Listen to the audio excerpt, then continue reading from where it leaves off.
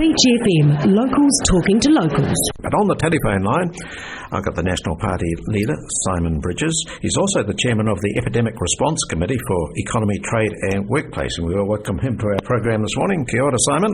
Hey, g'day Nigel, how are you? I'm well, thanks, on a day like this. Now, the Epidemic Response Committee, Economic, Trade and Workplace, how much influence do you have on the decisions of getting out of various levels, or has it got nothing to do with that? I think influence is a good word, because we have got that. What we haven't got is power, right, because we're not the government. But I think there's no doubt, if you look at what we've done in terms of pushing for quarantine at the border, asking questions about testing and tracing and these sort of things, it's had a lot of effect.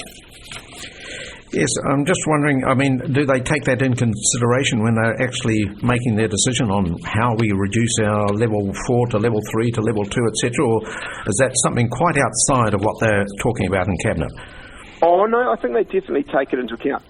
I think there's no doubt. We're all politicians here, so they're listening to what, I suppose, dare I say it, prominent opposition members of Parliament like myself are saying, sort of questions we're asking, and what the public will be thinking about that. Now, I'm not saying that every New Zealander is sitting there watching this Epidemic Response Committee, but enough that it percolates through. The media are watching it, so I think it definitely has a strong influence.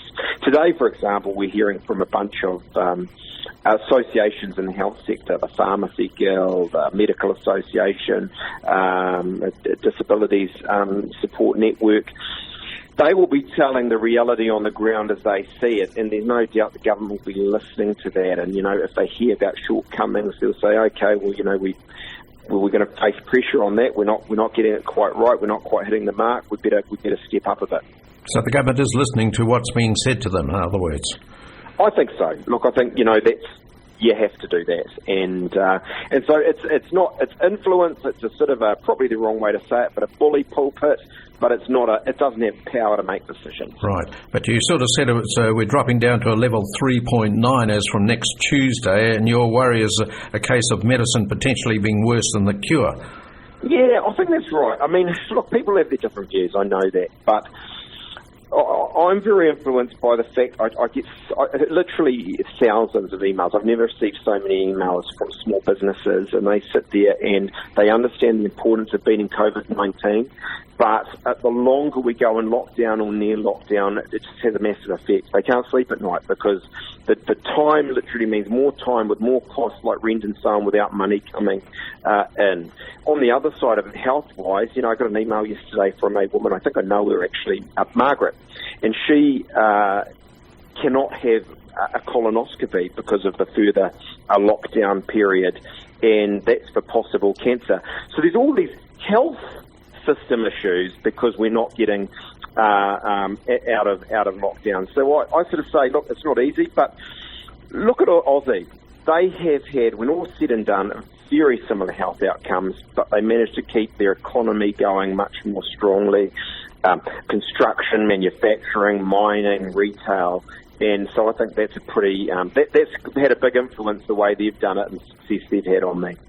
Yes, well, you mentioned Aussie, and I was just reading this morning, Sydney Morning Herald, where the school situation, which is a bit of a debacle here, I reckon. I don't think we should be sending our children back, but over there they're not sending any children back until middle of May, and then it's 1 day a week, and they're not sending the full school back till July. So, they've broken down some areas, but they're still keeping the education very tightly controlled. I think we should be doing that here. Right.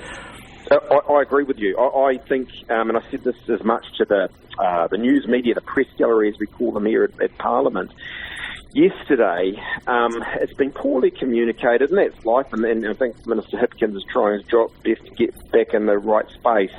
But education, if you like, is different from the economy, where you can safely do things and construction and so on, and you can put in place social distancing and the like. And fundamentally, look, if parents and teachers, and it seems to me the majority of them are saying this, don't want their children back in the classrooms, we shouldn't force it. Thing is, we've got about 300,000, 400,000 construction workers, etc., going back next week, so we've got to have the children to be looked after somehow. So this will be a babysitting exercise for teachers, I should imagine. But, what do you do? This is between the rock and the hard wall, isn't it? Yeah, no, you're right. And so that's why I think, in fact, what the government wants the position to be in New Zealand is probably about right. They just haven't, they had a few missteps on the communication, but they're sort of getting there. And that is, if you're in those situations and you genuinely can't keep them at home and you want your kids to be at school to be educated, there's a role for that. But by and large, people should be keeping their kids at home. And parents have got to do what's right for them. And as I say to you, I think the vast majority seem to be saying, no, not yet. Let's remember, and I find this a bit hard to understand, that the health advice that comes from the Director General of Health, Ashley Bloomfield. These little guys and girls, like my children, they're running around, touching each other, hugging. It's a very sort of, school is a very intimate environment, if you like, and so I think that'll be weighing on a lot of parents as well. Right, because I think Dr. Ashley Bloomfield is most probably doing a very good job. He's certainly a good public figure, but he's got a difficult job. It was landed on his lap just at the last moment, you might say. We're going back to March. It's difficult to clarify and get things sorted out in such a short time, and I think he's done a marvellous job. Oh, look, I think the communication, by and large, I've just told you what I think about the education. Outside of that, it's been excellent, right? We've, been very clear messages. I think the committee that I've been chairing plays a role in that, making sure that, we just, the reality matches up. We've still got a bit of work to do. We probably haven't moved as swiftly or surely as the Aussies on the border, on testing, tracing, and the PPE, the masks and so on in our hospitals and so on. We're going to hear about that from these organisations, health organisations coming along to the committee today. But by and large, you're absolutely right. Difficult job. A bit like being the captain of the All Blacks, I suppose, being the Director General of Health in a situation like this. A lot of pressure, but he's done it well. Yes, I like the analogy that the Prime Minister gave earlier on. After 13 days, we're halfway through a marathon. If you ever run marathons, Simon, you know what it's like. It's not the halfway mark. It's that last 2 miles. Once you get to 24 and you've got to finish. Now, do we actually... get like concrete. Yeah, that's dead right. Do we carry on? And I suggest we most probably should be carrying on until we get that last 2 miles under our belt and we get across the finishing line before we open everything up again. Well, there's no doubt it's difficult, right? I understand what you're saying. I think in reality, we can always have an argument about what's elimination, right? And the Prime Minister clarified that. It doesn't mean no cases. I think we can chew gum and walk at the same time. I come back to that Aussie example.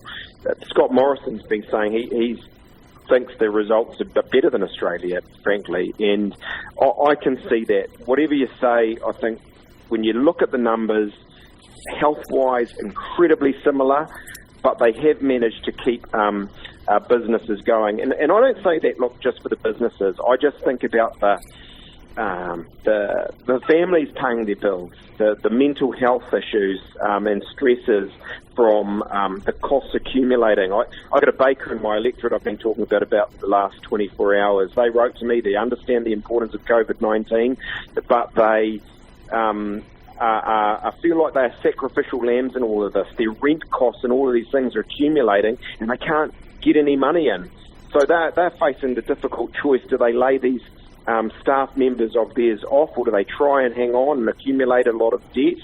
Grant Robertson's saying that the Finance Minister will have a budget on 14 May and there may be more help. But the difficulty is for a lot of these mums and dad businesses is they won't sort of make it till then. Right. So that would be my basis for a bit more opening up. Right. Treasury says they will put more money in to help out these small businesses. They'll pay the government to help them get through this epidemic.